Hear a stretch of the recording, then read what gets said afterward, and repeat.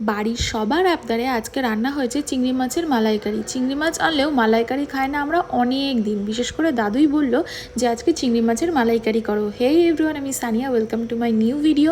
আজকে শেয়ার করব তোমাদের সাথে কিভাবে এই টেস্টি মালাইকারিটা রান্না করা হয়েছে। প্রথমে নারকেলের দুধের জন্য নারকেলটাকে পেস্ট করে রাখতে হবে। তারপরে যে চিংড়ি মাছগুলো এনেছিল সেগুলোকে ভালোভাবে নুন আর হলুদ দিয়ে মাখিয়ে ভেজে নিতে হবে। ভাজা হয়ে গেলে একই কড়াইতে একটু গরম তেল দিয়ে তার মধ্যে তেজপাতা দিয়ে একটা পেঁয়াজ দিয়ে ভালোভাবে নেড়েচেড়ে কিছুক্ষণ ভেজে নিতে হবে। ভাজা হয়ে গেলে ওর মধ্যে একটা টমেটো দিয়ে দিতে হবে আর টমেটোকেও ভালোভাবে ভেজে নিতে হবে। এরপর আদা, রসুন, পেঁয়াজ, ধনে, জিরের একটা পেস্ট বানিয়ে সেটা এর মধ্যে ঢেলে দিতে হবে আর ভালো করে মশলাটা কিছুক্ষণ ধরে কষাতে হবে। তারপরে তার মধ্যে পরিমাণ মতো লবণ আর হলুদ দিয়ে ভালোভাবে মশলাটাকে কষাতে হবে। মশলাটা ভালোভাবে কষে গেলে নারকেল থেকে যে দুধটা বের করেছিল সেটা ওর মধ্যে ঢেলে দিতে হবে। আর হ্যাঁ, এর মধ্যে কিন্তু পরিমাণ মতন চিনিও দিতে হবে, তাহলেই মিষ্টি মিষ্টি স্বাদটা আসবে।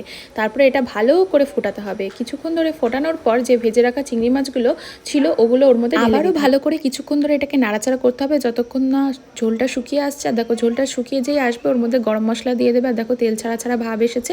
তারপরে এখানে নিয়ে একটু টেস্ট করবো। আর এটা খেতে দারুণ হয়েছিল। আমি বেশি ভাত নিইনি কারণ আমার পেট ভরাই ছিল, কিন্তু যেহেতু চিংড়ি মাছের মালাইকারি হয়েছে তাই একটু তো খেতেই হবে, তাই অল্প একটু নিয়ে ট্রাই করেছিলাম। আর ভাত অল্প নিলেও চিংড়ি মাছ কিন্তু আমি অনেকগুলোই নিয়েছিলাম। আমার তো চিংড়ি মাছের মালাইকারি শুধু শুধু খেতেই বেশি ভালো লাগে। যাই হোক, এটা কিন্তু খেতে দারুণ হয়েছিল। তোমরাও এভাবে বানিয়ে খেও। আর ভিডিওটা ভালো লাগলে অবশ্যই একটা লাইক করে দিও। Thank you for watching, by.